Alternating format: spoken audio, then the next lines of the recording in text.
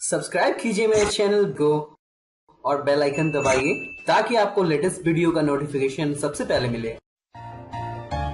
नवाज शरीफ ने voice of America पे interview देते हुए तलाल चौधरी के मुतल्लिक तारीखी अल्फाज कहे थे।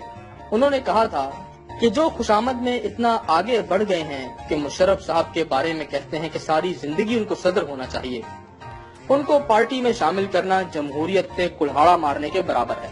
जो खुशामद में इतना आगे बढ़ गए हैं कि मुशर्रफ साहब को कहते हैं कि सारी जिंदगी इनको सदर हो जाना चाहिए, एक दफा नहीं 2 दफा 4 दफा इनको हम वर्दी में सदर मुंतखब करेंगे। ये तो खुशामदी टोला है, इनका अपने ज़मीर पता नहीं कहाँ चले गए हैं।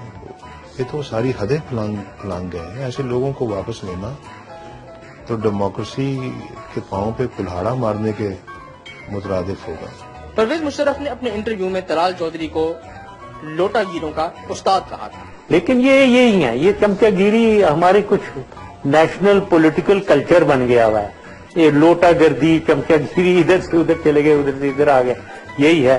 फैसलाबाद का ये लौंडा मुशर्रफ के दौर में परवेज इलाही की गाड़ियों के आगे भंगड़े डाला करता था। झूठा गाड़ी के आगे धमाल डालते हैं वो असेंबली में बैठे, गाड़ियों पे टाकियां मारते हैं वो असेंबली में बैठे। तलाल चौधरी की चमचागिरी का ये आलम है कि नवाज शरीफ की शलवार में नाड़ा डालना और जूते साफ करना जैसे काम भी इस बंदे ने किए हैं। नून लीग के अंदरूनी हलकों में भी तलाल चौधरी की कोई इज्जत नहीं और नून लीग के सीनियर मेंबरान तंजन तलाल चौधरी के मुतल्लिक कहते हैं कि सियासत में चमचे तो आम हैं, पर सियासत का देगी चमचा बनना सिर्फ तलाल चौधरी को ही नसीब है।